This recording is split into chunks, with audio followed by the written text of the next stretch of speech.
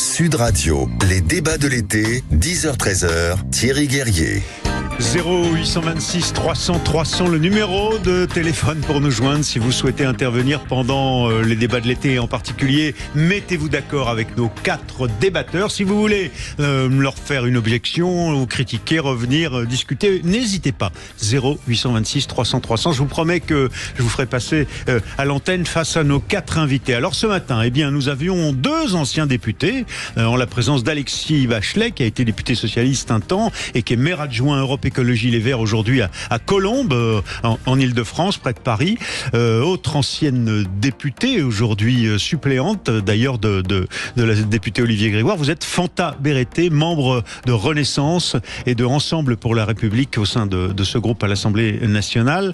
Vous êtes suppléante de la ministre Olivia Grégoire. Mathieu Hoc, alors vous, on se déporte vers la droite doucement. Hein, vous êtes secrétaire général du Millénaire, think tank de droite. Exactement. Et puis à droite aussi, élu régional droite républicaine, donc au Conseil régional, Alexandra Spinner. Bonjour Alexandra. Bonjour à tous. Ravi de vous accueillir tous les 4 pour nos débats ce matin. Et on va évoquer la gauche, on va évoquer le nouveau Front populaire et ses propositions. On va évoquer peut-être aussi les affaires internationales avec la décision du président de la République de reconnaître la souveraineté du Maroc, du royaume chérifien sur le Sahara occidental. Mais on va commencer avec vos coups de cœur et vos coups de gueule.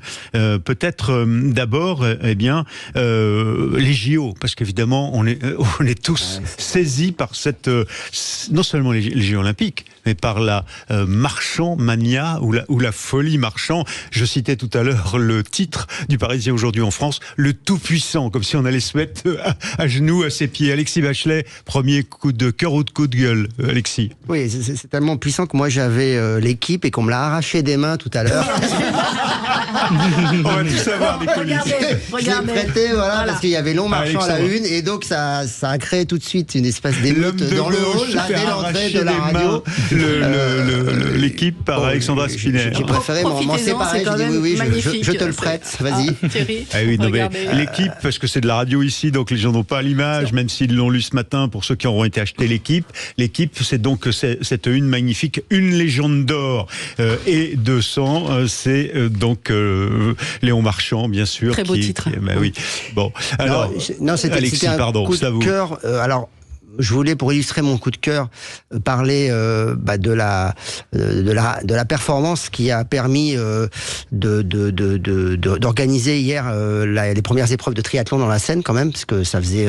ça y est, on rentre dans la politique, en fait, hein, parce que... Non, c'est pas de la politique. Vous venez soutenir Anne Hidalgo, là. Non, mais ce qui est assez, il y a quand même des petits clins d'œil qui sont savoureux. Oui. C'est que, d'une part, bon, ça fait quand même des années qu'on nous explique que ça va être très compliqué. C'était très compliqué, mais qu'on n'y arriverait pas, parce que ça c'est très français.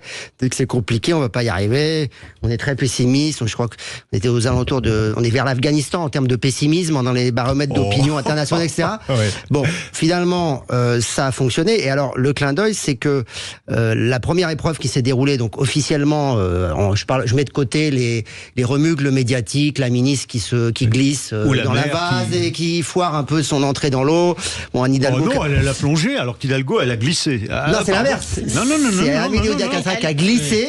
Non, mais après elle a plongé. Et après elle a plongé. Mais bon, bref, c'était pas la première image n'était pas la bonne. Elle a voulu voler. Elle a voulu faire ça un peu toute seule dans son coin et elle s'est plantée. C'est la punition. Elle aurait pu le faire avec les autres. Je l'ai pas analysé pareil parce que ça a eu lieu quelques jours avant. Ouais. Elle a plongé, elle a souri. Tout le monde s'est moqué de sa formule. Ah, elle est magnifique. Bon, mais en revanche, la mère ensuite, elle s'est glissée doucement. Et puis avec ses lunettes noires d'ailleurs. Et donc, j'en viens à mon point, c'était de dire qu'effectivement, non seulement les épreuves se sont tenues, mais en plus, c'est une Française, Cassandre Beaugrand, un beau prénom, Cassandre. Bon, on avait beaucoup de Cassandre avant ces JO. Maintenant, où sont les Cassandres? Parce qu'en fait, et c'était ma chute, c'est que finalement, on est passé d'une espèce d'ambiance morose, pré-JO, oh là là, ça va être compliqué, Paris, c'est horrible, regardez, ils ont défiguré la Concorde, ils ont défiguré tout Paris. Alors moi, j'ai entendu ça quand même, j'ai lu ça, des gens qui disaient, quand on a commencé à installer les barrières, etc. Et puis, maintenant que ça a commencé, on voit des choses, on voit en fait, c'est vraiment les JO des superlatifs. Ils ont mis déjà très fort la cérémonie cérémonie d'ouverture qui, de toute façon, qu'on aime ou qu'on n'aime pas, c'est déjà historique, c'est rentré dans l'histoire. Et depuis que ça a commencé, chaque jour, on atteint des sommets, quoi. Voilà. Hier, c'était Léon Marchand, mais tous les jours, les Français qu'on disait est-ce qu'ils vont faire une bonne séquence là. Il y avait aussi des doutes sur les performances des athlètes. On était pendant 5 minutes devant la Chine, en tête du nombre de médailles. Bon, à la fin, on sait que ça sera plus compliqué. On sera pas dans les premiers, mais peut-être qu'on atteindra l'objectif qui était dans les 5 meilleures nations. Et puis, je veux dire, petit à petit, toutes les critiques s'estompent, quoi. Mais, voilà. Alors, on va revenir sur ça parce que notamment, on va le voir. Je l'annonçais en titre. LFI veut une commission d'enquête sur les JO qui sont pas à son goût, mais on va revenir là-dessus. Mais en revanche, pourquoi ce coup de cœur sur les épreuves dans la Seine? C'est une façon de rendre hommage aux centaines et centaines de millions d'euros que l'État a versé pour pouvoir réformer le système de traitement des eaux usées, parce que la ville n'a mis que 100 millions sur le milliard 4, et pourtant elle s'approprie cette réussite comme étant une victoire d'Anne Hidalgo. Vous rendez hommage au gouvernement finalement, là, Alexis Bachelet? Je rends hommage à tous ceux qui se battent pour qu'on se réapproprie ce qui sont nos biens communs. L'eau, c'est un bien commun. La Seine, c'est notre bien commun. Moi, je suis dans une commune, Colombes, qui est au bord de la Seine. On est encore loin de pouvoir s'y baigner. Mais pourquoi pas se fixer comme objectif dans 10, 20, 30 ans, oui, de se réapproprier ce lieu. Vous savez, nos arrière-grands-parents, ils se baignaient dans la Seine et dans la Marne. Dans les années 30. Il n'y avait aucun problème. Ok ? Fin du 19e, début du 20e, regardez, il y a un tas d'illustrations, de reportages sur la manière dont on s'était approprié, parce qu'à l'époque, il n'y avait pas la télévision, il n'y avait pas Internet, donc il y avait d'autres loisirs, d'autres formes de loisirs, les guinguettes, etc. Moi, oui, c'est peut-être utopique, peut-être que c'est un truc de gauche, j'en sais rien, mais moi, je crois qu'on peut effectivement améliorer l'avenir, et pas forcément plus sombre que le passé. Donc vous et je trouve que c'est une belle utopie de se dire, on s'est fixé un premier objectif, on l'a atteint, sur Paris, il faut tenir le cap, quoi. Il n'y a pas de raison que la Seine soit le dépotoir de Paris, de l'Île-de-France, et qu'on soit condamné à pas traiter nos eaux usées. Finalement, si c'est devenu ce que c'est, si c'est devenu très pollué, c'est des choix. C'est des choix ou des non-choix, je sais pas, mais c'est que nos pollutions, on a décidé de les déverser là. D'ailleurs, c'est ce qui se passe malheureusement dans beaucoup de pays du monde. Et si vous faites un peu le tour du monde, vous verrez que plus les pays sont pauvres, plus les pays sont en développement et économiquement peu développés, plus les fleuves sont pollués. Il y a un lien. Et la modernité, c'est pas de pas se baigner dans la Seine. La modernité, c'est de se réapproprier ce qui est pour moi un bien commun. Oui, Stéphane Troussel, le président du département d'à côté du vôtre, du 93, de la Seine-Saint-Denis, disait: je veux pouvoir me baigner à Saint-Denis, là où passe la Seine aussi. Vous voulez vous baigner à Colombes, chez vous, là où passe la Seine. Oui, très bien. Et donc finalement, vous dites au gouvernement bravo d'avoir mis autant d'argent dans l'assainissement du système pour le traitement des eaux usées. Des fois, on met de l'argent, des milliards, dans des trucs qui marchent pas. Là, ça marche. On a dépollué la Seine. C'est quoi le problème? Ah, mais c'est pas un problème. Donc vous dites bravo. On peut dire c'est bien. Ouais, voilà, on a dit c'est bien ce matin. On va voir si tous les autres sont d'accord. On le fait après la publicité. C'est Mettez-vous d'accord sur Sud Radio. Sud Radio. Sud Radio. Parlons vrai. Parlons vrai. Sud Radio. Parlons vrai. Sud Radio, les débats de l'été, 10h-13h, Thierry Guerrier. Avec nos 4 débatteurs, et vous, je vous l'ai dit, si vous voulez intervenir, 0826 300 300. Alors cela dit, vous nous écoutez peut-être depuis la plage et vous avez autre chose à faire que de téléphoner. Mais avec nous, Alexandra Spinner, vous êtes enseignante de profession et vous êtes conseillère régionale droite républicaine en Ile-de-France à côté de Valérie Pécresse, donc à droite. Mathieu Hoc, vous êtes secrétaire général d'un think tank à droite aussi, Millénaire. Donc merci de votre présence avec nous ce matin. On a 2 anciens députés ici à nos côtés, Fanta Berete, qui est membre d'Ensemble pour la République, de Renaissance, suppléante de la ministre Olivia Grégoire, donc la macroniste de ce panel ce matin, et puis Alexis Bachelet, ancien député socialiste, maire adjoint Europe Écologie Les Verts aujourd'hui à Colombes, dans les Hauts-de-Seine, au bord de la Seine, et vous nous disiez, Alexis, il y a quelques instants, je veux pouvoir me baigner depuis ma commune dans la Seine. C'est peut-être pas encore le cas, mais bravo à tous ceux qui ont investi pour assainir l'eau de la Seine et permettre les épreuves de triathlon hier. Est-ce que vous êtes d'accord, tous les 3, avec ce bravo à ceux qui ont investi, l'État essentiellement, les collectivités territoriales comme la région et la ville de Paris notamment, qui ont investi pas mal d'argent pour que nos eaux usées n'aillent pas directement dans la Seine? Oui, c'est le SIAP qui fait ce travail. Syndicat interrégional ou intercommunal des eaux de Paris. Exactement. Assainissement. Assainissement. Oui, c'est l'usine principale pas l'État Colombe. Si je dis, ça fait plus de 50 ans. C'est vrai, il y a une très grosse usine Siap à Colombes. C'est le service public de l'assainissement francilien et ils font un travail formidable. Moi, depuis des mois ici, je dis combien j'ai hâte de ces Jeux Olympiques. Nous, évidemment, en tant qu'élus régionaux, on est très heureux puisqu'on a beaucoup investi. On est le premier financeur public après l'État de ces Jeux Olympiques. Voilà, et je crois que ces Jeux Olympiques ont tenu toutes leurs promesses. C'est formidable. Déjà, ces séquences sur la scène, c'est totalement inédit. C'est quelque chose de totalement inédit. Alors déjà, maintenant, à commencer par la cérémonie d'ouverture. La cérémonie d'ouverture sur la scène, alors il y aurait quelques petites choses à en dire, mais enfin c'était juste spectaculaire. Le monde nous a enviés, donc c'est quand même merveilleux. Et on voit bien qu'aujourd'hui, tous les grincheux, tous ceux qui se moquaient et qui grillaient sous cap et qui nous expliquaient que ça n'allait pas fonctionner, ça fonctionne. À propos de la scène, et les Français sont au rendez-vous. Et à propos de la scène, alors moi je veux pas, je trouve qu'il y a aussi un moment pour tout. Je trouve que c'est pas le moment d'aller discuter de ce que ça a coûté ou pas. Pour l'instant, on a nos champions. On verra ça après.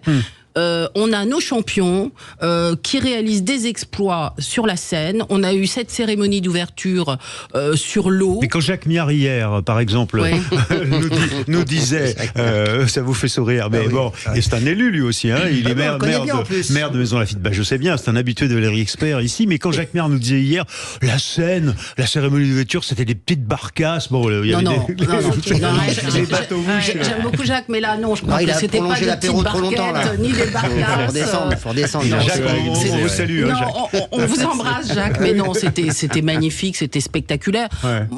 Moi, il y a des séquences qu'on aurait pu s'épargner puisque certaines parties du monde les ont censurées, donc c'était dommage. Ça, on reviendra là-dessus dans un instant. Fanta Berete.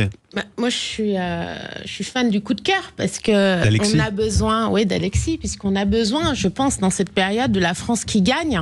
Et finalement, c'est ce qu'il faut retenir. Là, c'est nos ingénieurs et techniciens du SIAP au-delà de l'investissement de l'État qui était important, de celui des collectivités qui est important. Il y avait une volonté, je le dirais ici, Anne Hidalgo a porté aussi cette question, donc bien au-delà de nos frontières. Et les villes se sont construites autour des fleuves.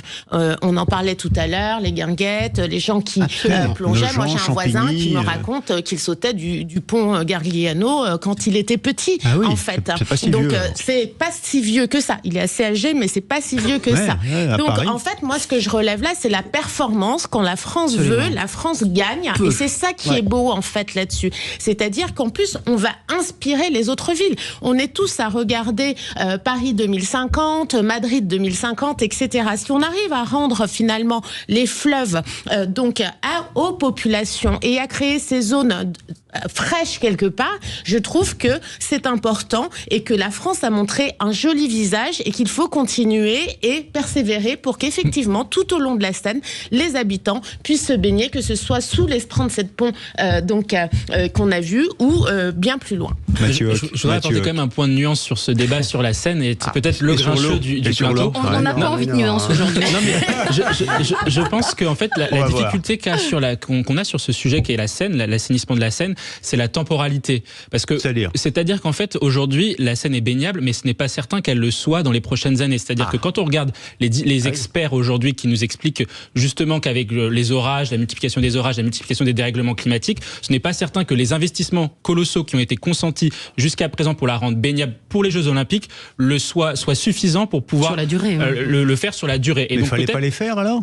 Justement, en fait, les experts nous disent qu'en tout cas, il faudrait entre 20 et 25 milliards d'euros pour rendre la Seine baignable sur une durée qui soit une durée totale. Or, est-ce que l'on peut aujourd'hui se permettre ce type d'investissement ? Est-ce que c'est ça l'urgence ? Vous dites non. Exactement, moi je pose juste la question est-ce que vraiment payer 2 fois le budget de la justice en France pour rendre la Seine aux Parisiens, est-ce que c'est quelque chose qui soit raisonnable dans le contexte actuel des finances publiques ? Mais quand Fanta Berete nous dit c'est une France qui gagne, moi je pense à celle des ingénieurs, des techniciens, des ouvriers du SIAP et de tous les services qui ont concession ou pas pour nettoyer l'eau et pour la rendre potable, je pense à tous ces gens-là, mais tous ces gens-là en l'occurrence, moi je me tourne vers la gauche, je fais un peu de provoque avec Bachelet, ils ont été bâchés pendant des années parce qu'on disait non, il y a que les concessions municipales, les régies municipales qui sont louables, et vous la gauche vous avez souvent dit il faut plus d'entreprises françaises. Or par exemple Suez Veolia sont des entreprises qui ont les marchés de l'assainissement de l'eau. C'est une façon d'évoquer la France qui gagne, dans le monde entier, parce qu'on est considéré comme étant parmi les meilleurs pour assainir l'eau. Et vous avez souvent dit, vous, la gauche, il faut que ce soit public et pas des entreprises privées. Mais en fait, là, elle démontre, les entreprises privées, qu'elles performent. Mais parce que c'est la médaille d'or pour les entreprises privées, la démonstration de pouvoir se baigner dans l'eau et de récupérer l'eau de la Seine. On peut aussi dire les choses de manière moins caricaturale. Ah, c'est caricatural ce que je viens de dire. On repasse la gestion de l'eau en régie, qu'on n'a pas besoin du savoir-faire des entreprises. Simplement, c'est une question, la gouvernance n'est pas la même. En régie, c'est effectivement un pilotage directement par les services communaux, mais avec des sous-traitants, des co-traitants, des partenaires qui sont les grandes entreprises. C'est pas les agents municipaux qui gèrent l'eau de A à Z. Il y a forcément, en fait, c'est une question, c'est comme les partenariats publics-privés. Il y a du positif, puis il y a du négatif. Il y a certains projets où il faut peut-être le faire, ça peut marcher, puis d'autres où en fait on va gaver les intérêts privés. Donc la question de la gestion de l'eau, en fait, c'est une question éminemment politique. Et ce qui est très intéressant, c'est que au-delà des questions de gouvernance qui sont importantes, et on a déjà fait la preuve que les deux systèmes fonctionnent. Il y a des systèmes en régie qui fonctionnent bien et qui parfois même font baisser le prix de l'eau, et puis des systèmes qui fonctionnent avec des partenariats avec le privé. Bon, peu importe. Ce qui est intéressant, c'est qu'on a un vrai savoir-faire français dans ce domaine-là, dans le domaine de la gestion de l'eau, mais aussi de l'assainissement, et qu'il faut se dire que c'est pas un investissement uniquement un one-shot pour les JO, c'est que c'est un investissement en fait sur le siècle qui vient. C'est-à-dire que dans le siècle qui vient, avec l'augmentation des températures, la question du stress hydrique, de la capacité à récupérer de l'eau, à la dépolluer pour faire des économies, etc. Il y a tout un cycle en fait à réinventer, et que la France elle soit en pointe sur ce sujet-là. Je pense que vous verrez qu'on en reparlera, parce que c'est une technologie qui se vendra dans le monde entier et pas simplement en France. Oui, on va revenir sur ce débat. Je pensais pas qu'on ferait 2 quarts d'heure sur l'eau. Mais l'eau, c'est fondamental, c'est la vie. Il n'y a pas de vie sans eau, quoi. Donc c'est normal que ça soit un sujet. Beaucoup de cœur barrages sur la Seine pour retenir les déchets. 1200 tonnes de déchets. Et 400 en France. Merci pour ces infos et ce beaucoup de cœur, Alexis Bachelet. On retrouve nos 4 débatteurs après le journal de 11h. À tout de suite. Vous êtes sur Sud Radio. Restez avec nous. Sud Radio. Sud Radio. Parlons vrai. Parlons vrai. Sud Radio. Parlons vrai. Lidl. Sud Radio. Les débats de l'été, 10h-13h. Thierry Guerrier. Avec 4 débatteurs aujourd'hui dans la tradition des débatteurs et de Mettez-vous d'accord de Valérie Expert, qu'on salue, qui est en vacances, que vous retrouverez au mois de septembre. Nos 4 débatteurs ce matin: Alexis Bachelet, maire adjoint Europe Écologie Les Verts à Colombes; Fanta Berreté, membre de Renaissance, le parti macroniste; Mathieu Hoc, qui est le secrétaire général d'un think tank de droite millénaire; et Alexandra Spinner de la droite républicaine, qui est enseignante, conseillère régionale en Île-de-France avec Valérie Pécresse. Alors on a tout de même presque tenu une demi-heure sur la question de l'assainissement de l'eau, avec le coup de cœur d'Alexis Bachelet, qui se félicitait de voir les nageurs du triathlon et les nageuses du triathlon, et Cassandre Bourgoran nous ramener une médaille d'or à l'occasion de cet assainissement des eaux de la Seine. Eh bien, on va venir à vous, Fanta Berreté, avec un coup de cœur aussi, toujours pour les JO, mais alors là, pas les champions eux-mêmes, chacun d'entre nous, tous ceux qui sont pris par la folie des Jeux. Effectivement, un gros coup de cœur ce matin pour les supporters français. On l'a dit, on a eu une superbe cérémonie qui est classée hors norme, des champions français qui sont au rendez-vous. Il n'y a qu'à voir les pages des journaux ce matin. Et nos cœurs se sont tous embrasés, comme la vasque olympique qui veille sur Paris. Le ton est donné pour ceux qui remplissent les stades, et leurs cris résonnent dans toutes les fan zones, et les échos envahissent nos cafés, nos places, nos parvis de mairie.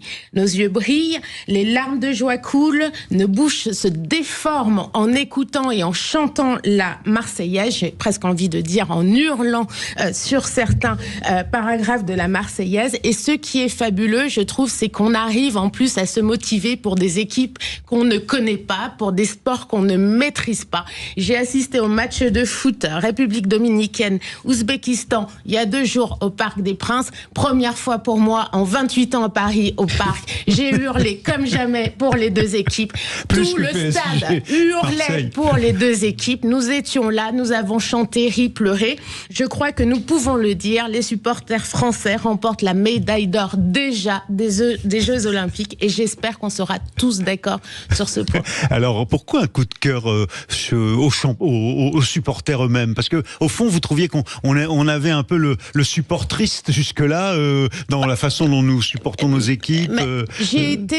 On a changé de nature dans la façon de supporter. J'ai été députée pendant une période où on a voté les textes à l'Assemblée nationale concernant toute l'organisation des JO et on a eu des échanges parfois, notamment avec l'extrême gauche, très durs sur la question de sécurité, sur la question de d'organisation dans un certain nombre de domaines.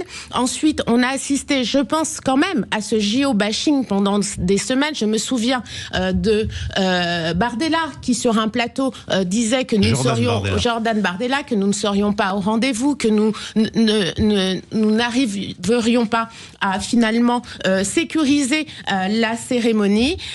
Et j'ai envie de vous dire, c'est pas fini. Et heureusement que c'est pas fini parce que moi j'en veux encore, nous en voulons tous encore. Mais jusqu'à là, j'ai envie de vous dire, c'est un pari gagnant. Et je dis pas que c'est le pari gagnant de l'État, je dis que c'est le pari gagnant de toutes les personnes qui depuis des années travaillent sur ces JO. Les collectivités en Ile-de-France, l'ensemble des villes qui accueillent donc ces JO, les forces de l'ordre, etc. Et donc les Français le sentent. Les gens ont changé de comportement. Ont changé, je trouve. Je pense que les animations qui sont faites ici et là participent au fait que les gens partagent, créent du lien intergénérationnel. Quand vous allez dans les différents parvis des mairies à Paris le soir après les heures de bureau, parce qu'il y a exactement, il y a un certain nombre de personnes qui travaillent encore. Tout le monde n'est pas à la plage. Et bien là, vous voyez donc des scènes ahurissantes auxquelles on n'assiste jamais ou qui nous rappellent 1998 et la Coupe du Monde de football, mais ça avait duré presque en mieux parce que voilà, effectivement, c'est plus long le temps d'une journée. Là, jour après jour, nous le voyons dans les stades. Enfin, on parlera de Léo Marchand ensuite, mais ces hurlements, ces cris d'encouragement à l'unisson, c'est beau. Et en fait, on est au rendez-vous. Le peuple français est au rendez-vous et on laisse derrière nous un certain nombre de nos problèmes. Ça ne veut pas dire qu'ils n'existent pas, mais nos cœurs s'embrasent et c'est tant mieux. Le peuple français est au rendez-vous, Mathieu Hoc. Oui, tout à fait. Non, mais le peuple français a toujours été au rendez-vous de tous les événements sportifs qui ont eu lieu en France. Mais là, ce que nous dit Fonta Vérité, c'est qu'il y a un changement de ton. Moi, je pense pas. Bon parce que quand on regarde la Coupe du Monde 98, la Coupe du Monde de rugby 2023 ou l'Euro 2016 de football, là, les Français se sont toujours pris de passion pour leurs équipes nationales. Même quand on suit les Jeux Olympiques de Londres, de Rio, etc., on se souvient qu'il y avait quand même une certaine ferveur en France. Moi, je me souviens des fan zones aussi qui avaient été bien organisées et où justement les supporters français avaient communié avec leurs équipes nationales. Non, même au contraire, on a tendance à dire que justement après une compétition sportive, notamment celle de 1998, la Coupe du Monde, il y a une sorte d'euphorie dans le pays pendant plusieurs semaines, plusieurs mois. Même on parlait d'euphorie qui avait même porté Jacques Chirac, avait porté la cote de popularité de Jacques Chirac quelques mois encore après la Coupe du Monde de 98. Ça a toujours été le cas en France. Et les Français, pour moi, se prennent de passion parce que c'est un peuple qui est un peuple sportif. Alors, c'est un peuple. Mathieu Hoc, vous n'êtes pas d'accord, par exemple, avec l'éditorialiste du Figaro ce matin qui écrivait on ne reconnaît plus le pays, il y a un pays d'une autre nature qui a l'air de vouloir en effet chasser toute idée noire et surtout toute problématique artificielle pour pouvoir être simplement dans la fraternité. C'est naïf ou pour vous c'est pas particulier à aujourd'hui? Comment ça vous n'êtes pas d'accord avec l'éditorialiste du Figaro? Alors j'ai pas lu l'éditorial du Figaro, mais effectivement je suis pas d'accord avec il dit à peu près ça. Oui, exactement. Non, je suis pas forcément d'accord avec ce diagnostic. Je pense vraiment que ça a toujours été le cas. Aujourd'hui, dès que la France a regagné une compétition internationale et que ses équipes nationales sont engagées, les Français communient avec l'équipe nationale. Ça veut pas dire qu'effectivement les problèmes partent et les débats normalement doivent avoir lieu. Je pense effectivement que là où il y a un problème peut-être politique que peut-être soulève l'éditorialiste du Figaro, c'est que on a quand même aussi l'impression que parce qu'il y a les Jeux Olympiques, on peut plus poser des questions. On peut plus poser des questions de fond sur des sujets de débat public. Par exemple sur l'assainissement de la Seine. On peut plus poser de questions sur. On l'a fait, là, on vient de le faire à l'instant. Non, mais c'est pour ça que Et moi, je trouve que c'est tout à fait sain. Pas tabou. Je pense que c'est tout à fait sain de le faire, de poser des questions sur l'organisation des Jeux Olympiques, de poser des questions sur la sécurité. Séquence, on est dans autre chose. On est dans un engouement qui est célébrons ceux qui portent nos couleurs ou les autres d'ailleurs, mais qui réussissent des exploits sportifs magnifiques. Alexandra Spinner. Oui, alors moi je trouve que quand même le public français est toujours au rendez-vous. À chaque grande célébration sportive française, mondiale, les Français sont au rendez-vous. En revanche, là où je suis d'accord avec Fanta, c'est que évidemment, comme on sort d'une séquence politique qui nous a tous laissé KO, une séquence politique inédite, d'incertitude, avec une situation un peu fragile où on ne sait pas trop où nous en serons au mois de septembre, évidemment que ça tranche considérablement, parce que là, les Français sont heureux de se retrouver, ils sont heureux de se fédérer autour de grands champions. C'est vrai qu'on voit des morceaux d'humanité dans la rue quand on se balade dans Paris, c'est formidable, les liens entre les générations, la mixité, tout le monde est heureux ensemble de fêter nos champions. Et ça, c'est tout à fait exceptionnel. Mais voilà, c'est vrai qu'il y aura malheureusement le réveil. Après les Jeux paralympiques, il faudra reprendre le cours de notre histoire compliquée. Bon, mais alors, pardon, mais si vous êtes tous d'accord, Alexis, vous êtes d'accord avec cette idée que les supporters français en ce moment sont plus encore enthousiastes que d'habitude ? Moi, je pense que la France est en train d'effectuer sa mue. On n'est pas une grande nation sportive en vrai. Quand on regarde les Jeux Olympiques sur la durée, en nombre de médailles. Qu'est-ce qu'il vous faut là ? Non, je dis on n'était pas. Je peux parler même au passé. Nous sommes de grands champions, mais nous ne sommes pas une nation sportive. Regardez par exemple, c'est frappant. Moi, j'ai participé à quelques épreuves. C'est vrai que par exemple, il y a des Espagnols partout, quoi. C'est impressionnant, quoi. C'est énormément d'Espagnols qui suivent leurs champions. Et pourquoi ? Parce qu'il y a beaucoup de champions. Et parce que les Espagnols sont performants dans beaucoup de sports. Oui. Mais nous aussi. Oui. Nous aussi, mais il y a des sports, on est encore loin d'eux.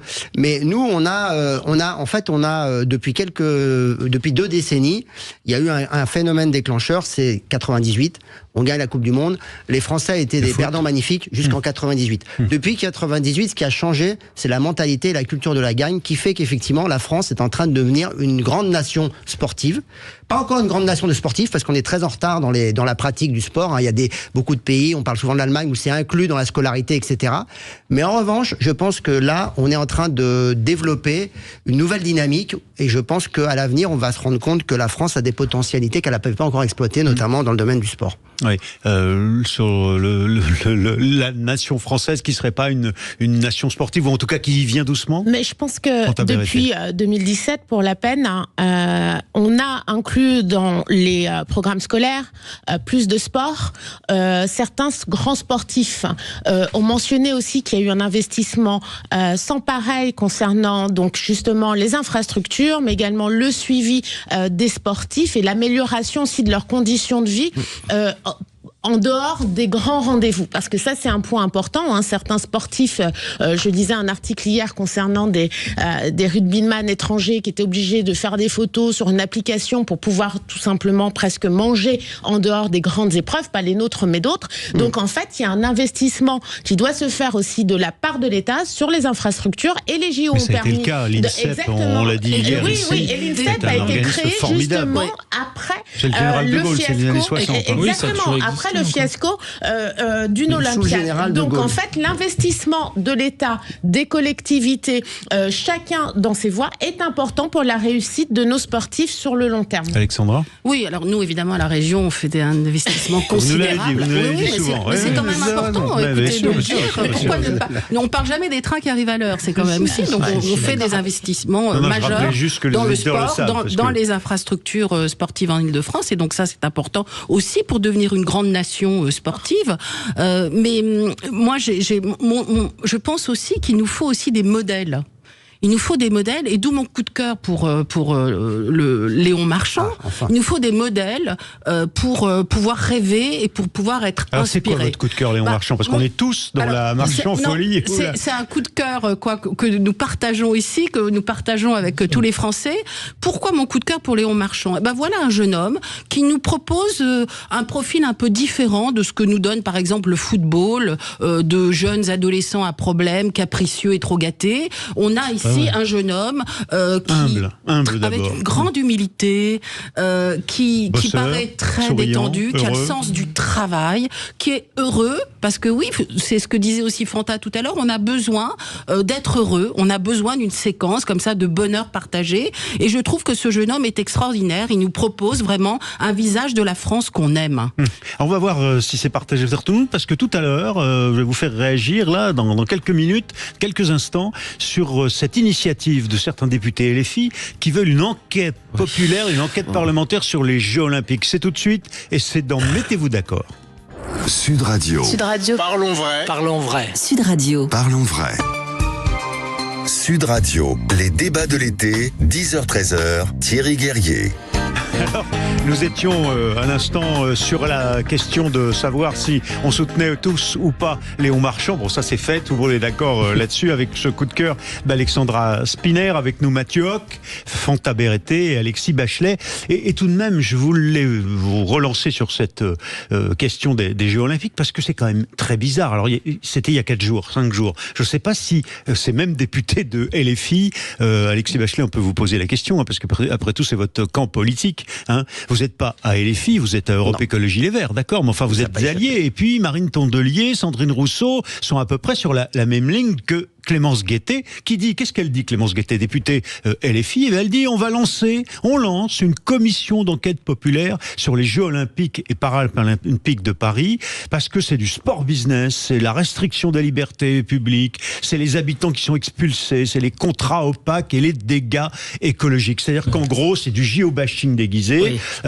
Qu'est-ce que ça vous inspire, Alexis Bachelet? Franchement, vous soutenez, vous qui êtes dans le nouveau Front Populaire, de fait, hein, à travers Europe Écologie Les Verts, Marine Tondelier, Sandrine Rousseau, quand elles disent dégâts écologiques, c'est JO, c'est pas beau. Bon, en ce moment, je sais pas si ça fait 5 jours que cette proposition a émergé, mais sincèrement, elle est reprise et contestée depuis hier. C'est pour ça que je l'évoque ce matin par Yael Braun-Pivet, la présidente de l'Assemblée nationale, qui dit arrêtez d'utiliser le logo de l'Assemblée pour ça. Donc, elle conteste cette commission, en quelque sens, l'existence de cette commission. Mais vous, qu'est-ce que vous en pensez? Vous trouvez que c'est le moment de faire du géobashing alors que le pays, vous venez de le souligner, retrouve le sourire? Mais c'est pas interdit de pas être caricatural. Dans la manière dont on amène les sujets, dans la manière dont on fait les pitchs. Vous inquiétez pas, je vous passe le micro quand vous voulez. J'ai été parlementaire, donc on n'interdira jamais à des parlementaires de faire des commissions, c'est leur boulot. Mais c'est de contrôler les politiques publiques, l'usage de l'argent public. C'est pas une vraie commission. Ils n'ont pas demandé. Je ne sais pas si c'est une vraie ou pas une vraie. Mais si, c'est quand même important, c'est tout le sujet. Non, mais il y a des vrais. Non, mais attention. Il y a des vrais. Les vraies commissions parlementaires, c'est celles qui sont officiellement intronisées par l'Assemblée nationale. Et pour l'instant, il y en a pas. Après, on va dire que là, on est plutôt sur un buzz médiatique qui marche, puisque vous en parlez ce matin. Oui, mais j'en marche parce que c'est pas moi qui suis à l'origine de l'affaire. Qui selon moi, on verra à l'arrivée ce que ça produit, si ça produit un rapport, et puis on verra ce qu'il y a dans le rapport. Je veux dire, par définition... C'est le bon moment de dire ça, et de critiquer les JO. C'est du géobashing, ça. Soyons clairs. D'abord, ils essayent, pour certains, de faire du géobashing. Ça marchera pas, c'est évident. Et par ailleurs, je demande juste à ce qu'on regarde ce qu'il y aura, s'il y a un rapport de rendu, et ce qu'il y aura dans... C'est pas interdit. On en a parlé tout à l'heure à propos du sujet de l'eau. Il y a des gens qui vont mettre l'accent plus sur le coût, sur le côté court-termiste, etc., pour dire est-ce que ça... On peut tout questionner, en fait. Et même pendant les JO, c'est pas un problème. Personne ne dit le contraire. Mais moi, je vous ai lu les propos de Clémence Guettet. Pour l'instant, on n'a pas parlé encore parce que, visiblement, les Jeux, pour l'instant, sont propres. Mais vous savez qu'en ce moment même, tous les jours, il y a des contrôles antidopage. On peut avoir, à un moment donné... un événement qui vient ternir la bonne ambiance, etc. Et c'est pas parce que il y a les Jeux Olympiques qu'on va arrêter les contrôles antidopage. Il y a un côté, pardon, mais quand on dit sport business, on a parlé tout à l'heure, qui a dit ça tout à l'heure? Il y a quelqu'un qui a dit, ah oui, Léon Marchand, c'est pas les joueurs de foot. Les joueurs de foot, ils sont pourri gâtés par l'argent. Pas tous les joueurs de foot. Alexandra Spitzer, elle a critiqué quelque part le sport business. On va pas lui dire, Alexandra, vous avez tort, c'est la période où on n'a plus le droit de rien critiquer, de rien dire. Moi, j'ai parlé oui, il y a des dérives. Il y a des dérives dans le sport business. C'est la vérité. Crions pas. C'est la vérité. Déjà, il y a un problème de sémantique. Voilà. Parler d'une commission d'enquête populaire, c'est un terme quand même qui a toutes les caractéristiques communes de tous les régimes totalitaires. Moi, je rappelle quand même que la mission du Parlement, c'est aussi de contrôler l'action du gouvernement, que dans le cadre de leur droit de tirage, ils n'ont qu'à demander une commission d'enquête parlementaire. Et c'est le bon moment de faire ça. Parce non, mais c'est évidemment, mais de toute façon, ils sont toujours là pour gâcher la fête. Évidemment que le but, c'est de mettre la suspicion sur ces jeux, puisque l'image que donne la France aujourd'hui, c'est ce qu'ils ne veulent pas. Eux, mais évidemment, parce que cette unité, cette fraternité, eux, leur fonds de commerce, c'est une France morcelée. C'est ça, ils misent là-dessus. Donc évidemment, c'est tout à fait grotesque. Et on voit bien encore que ils continuent leur sabotage des institutions. Parce que pourquoi demander une enquête populaire? Ils sont parlementaires. Populaire, sous-entendu. Non, mais c'est ridicule. Mais au-delà de l'Assemblée. Mais enfin, c'est grotesque. C'est grotesque. Moi, tout à l'heure, je disais qu'effectivement, on pouvait poser des questions. Et effectivement, il faut que ces Jeux Olympiques soient audités, etc. Il faut qu'il y ait un fait. Non, mais là-dessus, je suis d'accord avec cette idée-là, de toute façon, dans tous les cas. Donc, je vais pas me renier parce que c'est le nouveau Front populaire. En revanche, moi, ce que j'interroge sur ce que fait le nouveau Front populaire, c'est cette volonté de faire toujours du buzz, de faire toujours, en fait, c'est une culture un peu TikTok de la vie politique. Absolument. C'est-à-dire qu'en fait, l'objectif pour Clémence Guettet et ses amis, c'est de faire en fait des extraits sur Twitter, de dire que voilà, on va interroger on va faire du géobashing pour pouvoir justement faire du buzz sur les réseaux sociaux, faire monter leur code politique, exciter un certain nombre de leurs électeurs. C'est un peu ça, et je trouve que c'est assez petit en termes de vision politique et de hauteur de vue, parce que ces Jeux Olympiques, on peut les questionner sur les questions d'organisation, sur les questions de sécurité, etc. Mais il y a des leviers parlementaires qui existent. Une commission d'enquête à l'Assemblée nationale, c'est quelque chose qui aurait son sens. Mais pour l'instant, effectivement... Et qui arrivera peut-être, d'ailleurs. Et qui arrivera sûrement, parce que c'est légitime, tous les pays le font, c'est normal. Donc, surtout le message politique qui est envoyé par le nouveau populaire. Parce qu'il faut quand même, faut le rappeler, à contre-courant de l'histoire sur un certain nombre de sujets. Parce que sur l'organisation des Jeux Olympiques, ils disent justement, il ne faut pas de sport business, etc. Mais le monde du sport tend vers ce modèle, c'est inéluctable, puisque c'est comme ça qu'on va former des grands champions. C'est parce que vous avez des entreprises qui s'impliquent, parce que vous avez des financements privés qui participent aux formations. Moi, j'ai été dans le centre de formation d'un club de foot en France, et évidemment que les entreprises soutiennent l'activité des formations des clubs sportifs. Sans les entreprises, c'est impossible. Donc la vision de la gauche qui est de rendre tout public, etc., ne fonctionnera pas pour faire une nation sportive. Il y a quelques heures, Sandrine Rousseau se félicitait sur un tweet du fait que Kylian Mbappé investisse avec Pierre-Antoine Capton dans un club de l'Ouest. Le Stade Malherbe de Caen. Le Stade Malherbe de Caen, voilà, de l'Ouest, du Nord-Ouest de la Normandie. Et elle s'en félicitait en disant, le milliardaire lui amène de l'argent. C'était de l'argent privé. Donc là, il y a peut-être une contradiction. Mais ce que je comprends pas, vous seriez tous les deux députés, vous l'avez été, Fanta Berete, Alexis Bachelet, vous participeriez à une commission comme celle-là, alors même qu'auparavant vous avez voté des lois qui ont permis d'investir, d'ouvrir des marchés publics pour construire pour les JO? Mais je pense qu'il y a un temps pour tout, en fait. Qu'il y ait une commission parlementaire qui est déclarée au bureau et que les parlementaires y participent, par exemple, après les JOP, il n'y a aucun problème pour moi. Sauf que là, en plus, il joue avec les mots. Donc, pour moi, il trompe et il crée de la confusion. Absolument. C'est-à-dire que pour les gens qui ne sont pas des habitués du vocabulaire de l'Assemblée nationale, on pense que tout ça est organisé via l'Assemblée nationale. Et c'est ce que dit la présidente de l'Assemblée nationale.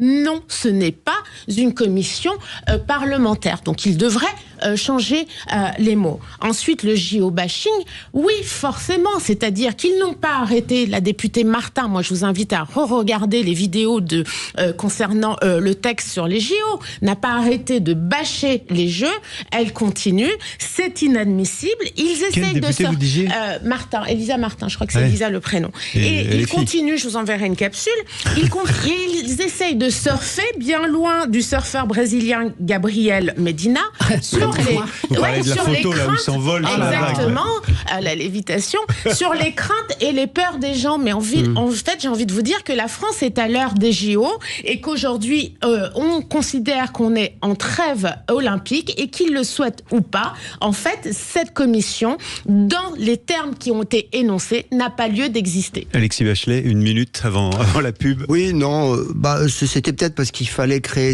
un peu de débat, mais enfin, pour moi, tout ça, c'est quand même comment dire, epsilonesque, quoi. C'est minuscule. Ça n'a aucun intérêt. Enfin, pardon, là, il y a de la surréaction ici et là, mais vous voulez vous créer des épouvantails. Oh là là, le nouveau Front populaire, c'est horrible, le géobashing, on va tous mourir. Non, vous inquiétez pas, il va rien se passer. Ça n'existe pas. C'est vous qui n'avez pas compris, mais on peut vous expliquer mieux. Il y a des gens dans tous les partis politiques qui aiment bien faire un peu de démagogie. C'est vrai qu'ils sont pas pour les JO. Ils étaient contre. De toute façon, ils sont cohérents. Ils ont toujours été contre l'organisation des JO à Paris. Quand c'était, moi je me rappelle Danielle Simonet, elle faisait des interventions, ils sont cohérents et ils ont le droit. Enfin pardon, on est en démocratie, on n'est pas au Venezuela. Vous nous citez les grands mots totalitaires, ils ont le droit de pas être d'accord avec les JO. Ils ont le droit de critiquer, c'est pas grave. On va pas mourir, c'est pas la fin du monde. Moi je suis pas d'accord avec eux. C'est vous qui avez l'air très excité, c'est tout, c'est la démocratie. Mais non, c'est vous qui êtes excité. Reprenez vos propos, c'est excessif, c'est caricatural, ne criez pas, on va passer à la pub parce qu'on vous entend plus, on vous entend plus. Mais évidemment, c'est ça, c'est tout. Ouais, si vous voulez, Alexis. Mais je me fais pas plaisir. Mission populaire. Mais Alexis, Clémence Guettet, elle est députée, c'est tout. La démocratie, c'est pas grave. Il est 11h28, vous êtes sur Sud Radio, on retrouve la sérénité, et vous savez que sans les entreprises privées, nous, il n'y a pas de radio. Donc les entreprises privées, c'est tout de suite. Sud Radio. Sud Radio. Parlons vrai. Parlons vrai. Sud Radio. Parlons vrai. Sud Radio, les débats de l'été, 10h-13h, Thierry Guerrier. Ça s'appelle Mettez-vous d'accord, avec 4 débatteurs. Vous êtes sur Sud Radio. Je peux vous dire que c'était chaud à l'instant, hors antenne, parce que Alexis Bachelet, évidemment, était pas très content de devoir défendre Clémence Guettet, la vice-présidente de l'Assemblée LFI, qui veut faire ce géobashing avec sa commission populaire. Alors, on va continuer avec un autre sujet qui touche aussi le nouveau Front populaire. Comme ça, vous pourrez aller au bout, Alexis, et vous pourrez... Oh my God. Qu'est-ce que c'est que cette opération? Qu'est-ce que vous pensez, tous les 4, de cette opération séduction de Lucie Castet et des leaders du nouveau Front populaire? On a vu Olivier Faure, par exemple, du Parti socialiste, avec ce qu'on pourrait appeler en Angleterre un shadow cabinet, quoi. Il y avait Marine Tondelier, ils sont allés visiter hier Duralex, l'usine Duralex, qui vient d'être prise par les salariés, par les cadres, avec plus de 15 millions d'euros, 19 millions d'euros depuis quelques années fournis par le gouvernement pour les soutenir. Et puis ensuite, Lucie Castet, essayé une visio avec elle avait proposé aux 8 centrales syndicales françaises de venir discuter avec elle, un peu comme si elle était désignée Premier ministre. Finalement, il y en a 5 qui sont présentés, ça a été court et rapide, avec la CFDT par exemple, et puis il y en a 3 qui sont pas venus. La CGC, Force ouvrière, la CFTC, qui ont dit l'intersyndicale, c'est pas la NUPES, c'est pas le nouveau Front populaire. Puis il y en a un autre qui a dit, mais moi je suis pas là pour mettre la pression sur le président de la République. Cette photo en bleu de travail des 5 ministrables et premières ministrables du nouveau Front populaire, c'est encore une façon caricaturale de ma part de présenter les choses. Vous en pensez quoi? J'en pense qu'ils font de la politique comme d'autres. Je veux dire, c'est une façon subtile de mettre la pression sur le président, c'est ça? Non, mais je comprends pas très bien. Non, mais je vous pose la question. Qu'est-ce qu'il y aurait d'anormal ou de pas bien de rentrer dans une. Je rappelle quand même qu'il y a eu des élections européennes, une dissolution, que la majorité présidentielle a quand même été assez largement défaite lors des derniers scrutins, et donc la question qui est ouverte devant nous, c'est est-ce qu'on garde la même équipe gouvernementale ou est-ce qu'il va y avoir des changements gouvernementaux? Il y a quand même des Français qui ont voté. Il faut changer. Il y a quand même, souffrait que malgré tous les défauts du nouveau Front populaire, souffrait quand même que les Français aient voté pour quelques millions d'entre eux pour cette coalition politique. Pour un changement. Je veux dire, je suppose que chacun reconnaît que ça existe, que il y a eu d'un vote, etc. Et qu'aujourd'hui, le nouveau Front populaire, après quelques circonvolutions, a réussi à désigner Lucie Castet. Bon, moi, personnellement, je veux dire, je la connaissais pas avant qu'elle soit désignée comme Premier ministre putatif, mais dont acte, c'est un fait politique. Ça plaît pas à ceux qui veulent pas que le nouveau Front populaire soit appelé à gouverner, dont acte, c'est normal. Moi, si c'est quelqu'un des Républicains, ça me fera pas plaisir non plus. D'ailleurs, je pense qu'on ira plutôt vers ça, si vous voulez mon avis. Donc tout ça, c'est une tentative effectivement de dire au président Macron qui doit désigner un nouveau Premier ministre après les JO. On est là, il y a eu les millions de Français, on a presque 200 députés. On pense qu'on serait mieux appelé que d'autres, plus légitime que d'autres pour gouverner le pays. Si le Rassemblement national avait fait un meilleur score au législatif, je pense qu'ils auraient fait un peu la même chose. On les aurait un peu plus vus sur les plateaux, animés, etc. Quand c'est le président de la République, Gabriel Attal, tout le monde fait sa petite com. Bon, ça choque personne. Donc c'est de la communication, oui, politique, parce que il y a un rapport de force qui essaie d'être créé dans le pays. On ne sait pas ce que va faire le président de la République. Bon, on verra. Ouais, c'est ce que je disais, c'est une façon habile. C'est pas illégitime. Non, on peut critiquer, hein. On peut critiquer la mise en scène, on peut trouver ça. Oui, pourquoi dans une usine, en même temps, on l'a vu. Vous allez le faire d'ailleurs. Tout le monde va se lâcher. Mais en même temps, moi, je présume qu'on a déjà vu d'autres mouvements politiques visiter des usines, etc. C'est pas un truc qui est jamais arrivé dans l'histoire de France. Alors, et je vois pas pourquoi ça choquerait plus qu'autre chose. Bien compris, Alexis. Qui veut défendre ou non, mais juste pour répondre. Alors déjà, je trouve que cette mise en scène est totalement grotesque, d'aller visiter des usines en bleu de travail. Enfin, je veux dire, au secours. C'est peut-être l'usine qui leur a proposé. Hein. Non, je ne crois pas. Il faudrait creuser, mais franchement, je ne crois pas. Je trouve que c'est ridicule. Et puis toute cette séquence, Lucie à la plage, Lucie à l'usine, enfin, c'est ridicule. C'est peut-être une façon habile de faire pression, alors que justement, il n'y a rien d'autre de l'actu sur le président. Je rappelle que la logique des institutions, quand même, ce serait que le président de la République appelle Marine Le Pen à Matignon. Voilà. En nombre de voix, je suis désolée de le rappeler, et je le regrette, elle a dit qu'elle est majoritaire. Bien. Cette coalition a fait la preuve qu'elle n'était pas majoritaire, parce que sinon, M. Chassaigne serait président de l'Assemblée nationale. Ça a échoué. Il n'y a pas de majorité. Chassaigne, oui, pardon. Donc, le communiste. Pas de majorité au Parlement, on le sait. Et puis moi, je les soupçonne quand même fortement, malgré toute cette mise en scène et cette insistance, de ne finalement pas vouloir accéder au pouvoir. Parce qu'avec cette espèce d'intransigeance de M. Mélenchon, tout le programme, ils savent très bien que c'est complètement dissuasif. Et donc, je pense qu'en réalité, M. Mélenchon prépare son face-à-face avec Marine Le Pen aux prochaines présidentielles. Moi, j'ai une lecture qui est un peu différente. Je pense qu'Emmanuel Macron a fait une erreur politique en ne nommant pas justement, ou en ne demandant pas au Nouveau Front Populaire au soir du second tour de constituer une majorité. Parce que l'argumentaire que donnait le président de la République... Mais ils ne sont pas majoritaires. Non, mais de constituer un gouvernement. Personne ne l'est. Non, mais je gouverner quand même. Pour moi, il a fait une erreur politique parce que son argumentaire était de dire le Nouveau Populaire est en incapacité de pouvoir gouverner. Ce que moi je pense, puisque effectivement ils n'ont pas de majorité à l'Assemblée nationale. Sauf qu'il faut le démontrer aux yeux des Français. Il aurait fallu en faire la pédagogie. Effectivement, le démontrer. On les nomme. Soit ils se seraient pas mis d'accord, ce qui aurait été probablement le cas à l'époque. Et donc effectivement, ça démontre qu'ils sont en incapacité de pouvoir proposer un nom de Premier ministre. Soit on les nomme et effectivement après il y aura une motion de censure à l'Assemblée nationale et le Nouveau Populaire tombera. Mais pour ça, il faut en faire la démonstration. Donc je pense qu'il aurait dû faire, et comme ça, il n'aurait pas été accusé de déni démocratique. Et ça aurait été la situation finalement que l'Espagne a connue l'année précédente, où l'Union des droites était arrivée à la tête du Parlement. Ils étaient en majorité relative.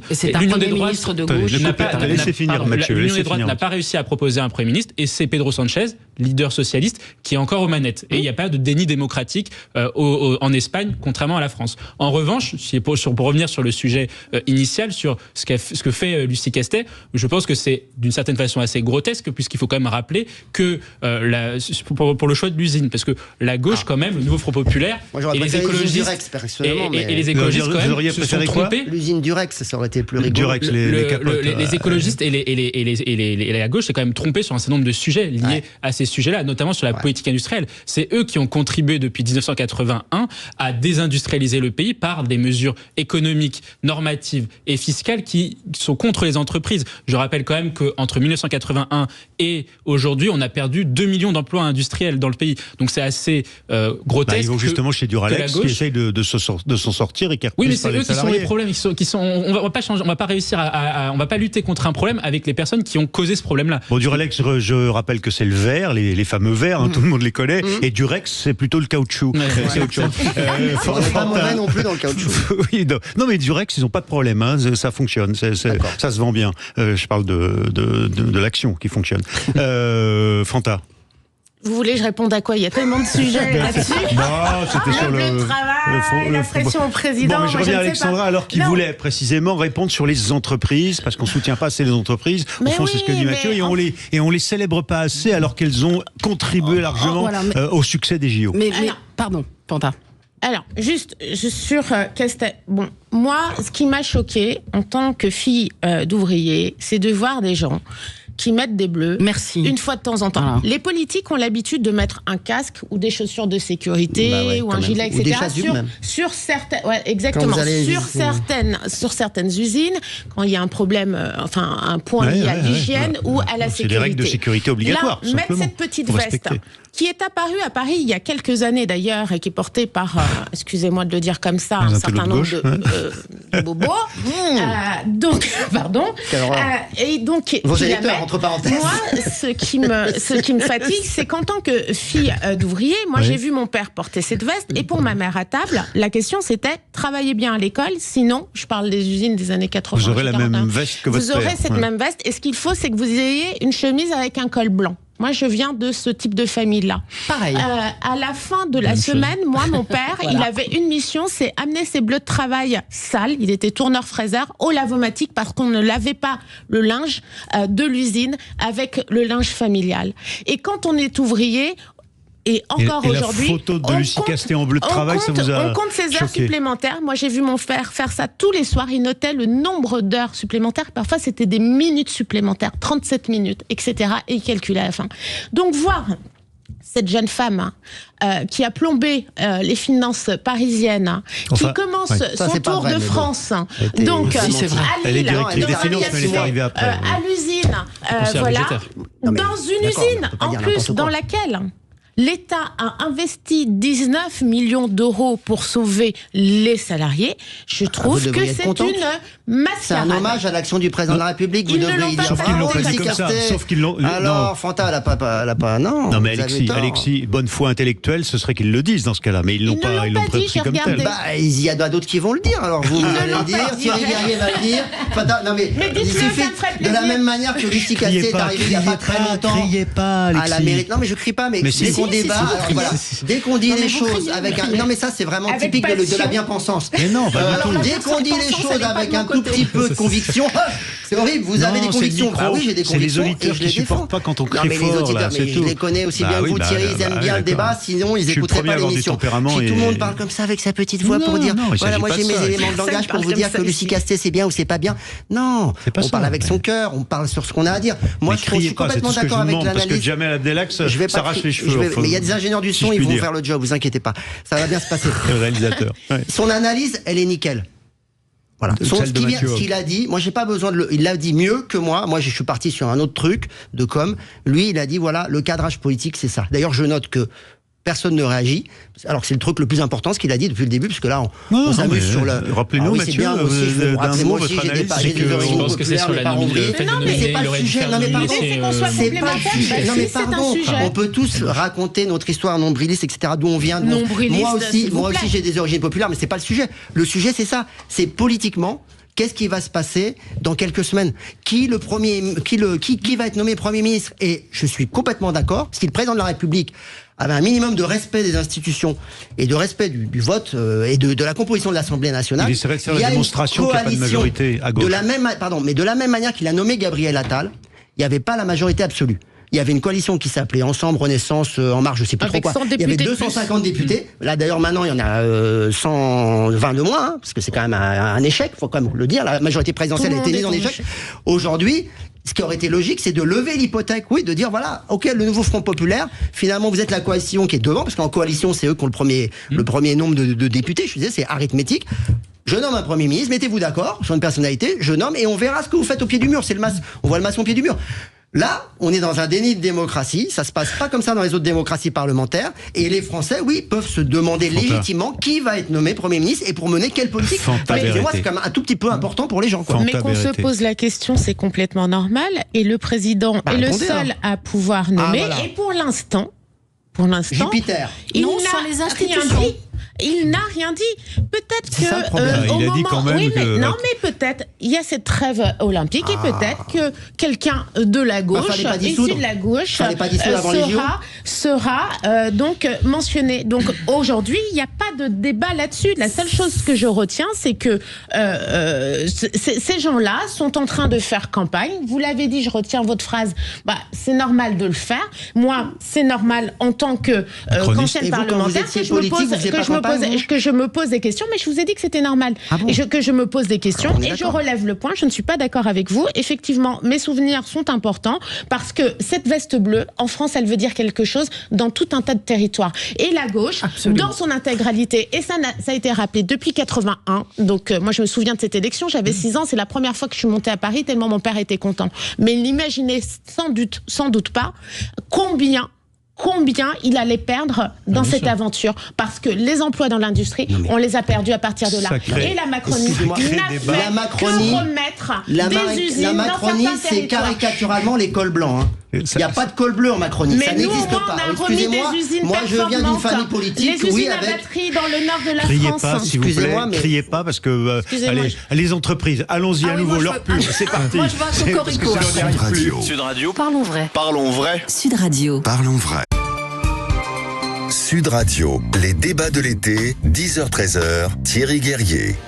Et on réussit encore à émouvoir, à discuter, à s'enflammer pour les Jeux Olympiques ou plutôt pour les coulisses parfois critiques des Jeux Olympiques. On va changer de sujet avec ce mettez-vous d'accord avec nos 4 débatteurs maintenant. Alexis Bachelet, Fanta Berete, Mathieu Hoc et Alexandra Spiner. Je vais vous proposer d'aller au Maghreb d'abord et puis peut-être au Proche-Orient si on en a le temps. Mais au Maghreb, pourquoi ? Parce que le président de la République, vous savez, Emmanuel Macron, a décidé que la souveraineté du royaume chérifien, la souveraineté du Maroc sur le Sahara occidental était à reconnaître par la France. Il y avait un débat depuis quelques années et même, on peut le dire, un contentieux entre le Maroc et la France, entre Rabat et Paris. Le roi ne parlait même plus au téléphone au président de la République parce que il était vexé du fait que la France conteste cette reconnaissance, ne reconnaisse pas la souveraineté du Maroc sur le Sahara occidental, alors que l'Algérie, elle, soutient le Polisario, les rebelles de Sahara. Et là, c'est fait.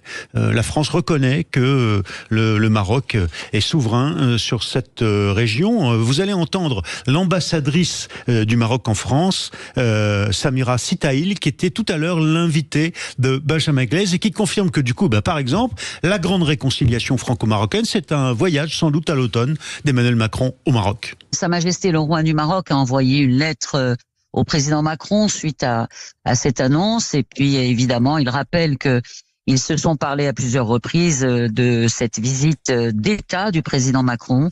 Et Sa Majesté le roi dit être heureux de le recevoir et que les dates seront fixées par voie diplomatique. Nous avions parlé dans un premier temps de l'automne, c'est-à-dire fin septembre, début octobre. Donc les choses se feront extrêmement rapidement et je ne manquerai pas de vous appeler et de vous en informer, Benjamin. Oui, Sud Radio, Samira Sitaïl, l'ambassadrice du Maroc en France. Qu'est-ce que vous pensez de cette décision d'Emmanuel Macron ? La classe politique française a réagi, à droite globalement, les macronistes plutôt favorables, et à gauche, à part quelques socialistes, là vraiment il y a une hostilité. Qui veut réagir ? Mathieu Hoc. Je peux commencer. La difficulté qu'on a avec Emmanuel Macron, c'est en fait avec quelle ligne politique on est d'accord. Parce qu'en fait, Emmanuel Macron, en tout cas les relations entre la France... Elle est claire, je vais y venir. Les relations entre la France et le Maghreb démontrent que le en même temps ne peut pas fonctionner. C'est-à-dire qu'en fait, Emmanuel Macron, pendant des années, depuis 2017, il s'est fâché avec le Maroc parce que justement, lui, il a fait... Tout en se fâchant avec l'Algérie. Voilà, exactement. Parce que lui, il avait ciblé l'Algérie. Il disait, voilà, il faut une réconciliation entre la France et l'Algérie. Et c'est pour ça qu'il nous a, pardonnez-moi de l'expression, entre guillemets, humiliés sur la scène internationale, puisque justement...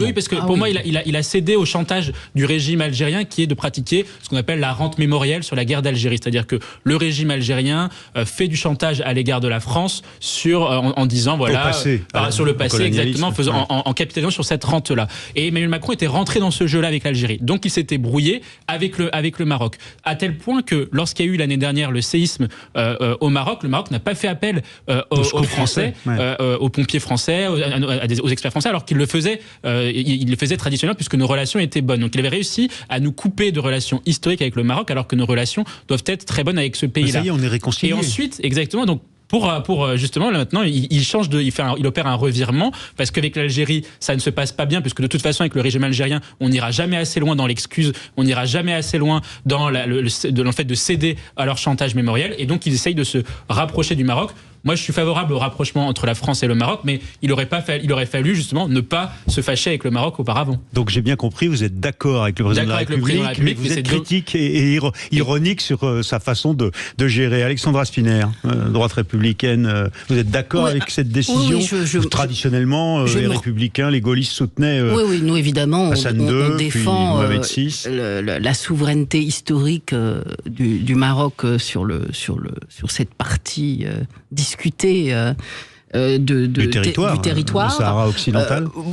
On constate quand même qu'on revient un petit peu au plan Becker. Je ne sais pas si vous vous souvenez, mais ça fait 10 ans globalement que on va vers cette solution qui est évidemment la meilleure solution. Le Maroc est notre partenaire historique. On a des relations privilégiées avec les rebelles sahraouis, le Polisario, qui sont soutenus par l'Algérie militairement, parce que l'Algérie veut un canal vers l'Atlantique. Le régime... Enfin, au départ, le président de la République a souhaité faire des amabilités au gouvernement algérien. Mais on voit bien que ce régime est sur la détestation de la France. Donc l'Algérie, vous voulez dire? Oui. L'Algérie et sur la détestation de la France. Moi, je suis pour une France qui ne s'excuse pas. Je détestais toute cette séquence très humiliante, comme vous l'avez dit, pour notre pays. Donc je me réjouis de ce revirement. Et j'espère qu'on va vers des relations plus apaisées, en tout cas avec ce formidable pays qu'est le Maroc. Alexis Bachelet, l'Europe Écologie Les Verts, c'est Marine Tondelier ou Sandrine Rousseau qui parlent d'erreur historique de la part du président. Fabien Roussel du Parti communiste, lui, parle d'une crise diplomatique souhaitée par le président avec l'Algérie, ou en tout cas entamée par le président avec l'Algérie. Et puis, erreur historique à nouveau, et là c'est Mathilde Panot de la France Insoumise. Toute la gauche est à l'unisson sur l'idée que Macron s'est trompé? En fait, c'est surtout un sujet de droit international, parce que c'est un conflit qui est très ancien.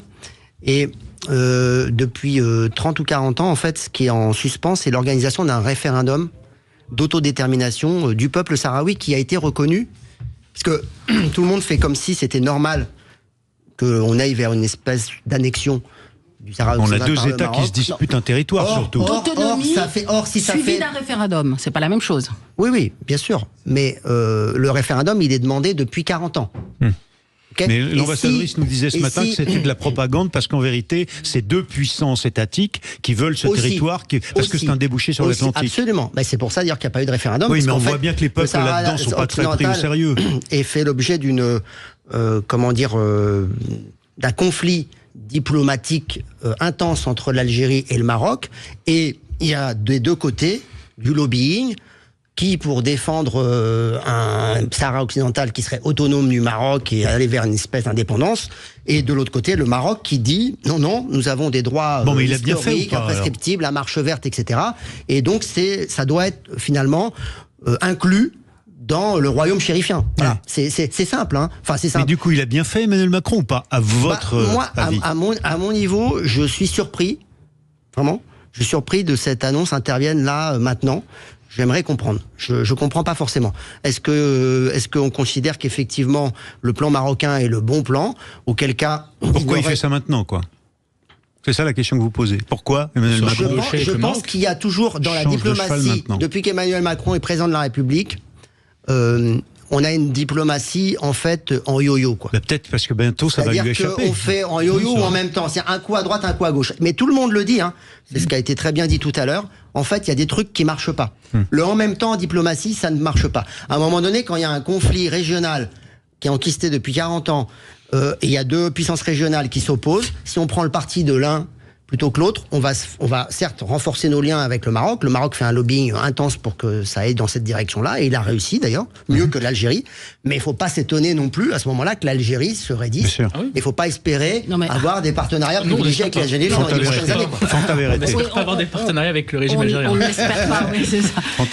Bon, moi je suis pas une experte de la question. Vous le savez, j'ai toujours un avis sur tout, mais bon, là, je préfère passer mon tour. Ce que j'ai envie de dire, c'est que par rapport à ce qu'Alexandra comment vous passez votre tour tout en parlant quand même. J'adore ça. A parlé de la mémoire et c'est des séquences aussi de réconciliation que le président a souhaité en tout début de mandat, parce qu'il y avait quand même un certain nombre de séquelles avec l'Algérie et à travers le parcours de ces hommes et de ces femmes. Il a tenté. Donc il a tenté de faire les choses. Ça n'a pas marché, ça n'a pas abouti. Il a fait plus de dégâts. Ça n'a pas pris, mais il a tenté. Personne ne pourra nous dire à l'avenir que nous n'avons pas tenté de le faire. Je trouve que par rapport à notre histoire et par rapport à ces personnes qui aussi portaient ce fardeau depuis des années, on ne pourra pas dire qu'il n'a rien fait. Donc maintenant, on passe à une autre séquence. Et comme je vous le dis, moi je ne suis pas experte de la question, donc je les laisse débattre sur ce. En tout cas, je vous promets que vous serez tous réinvités. Alexis m'écoute pas. Je disais que parce qu'on est à la conclusion de ce 10h30 midi, de ce mettez-vous d'accord avec vous quatre. Je vous disais, vous allez être réinvités évidemment par Valérie Expert, qui rentre en septembre. Et puis peut-être, puis j'espère que vous accepterez l'invitation et que vous reviendrez. Et puis elle essaiera d'être moins caricatural, Alexis, que je ne l'ai été.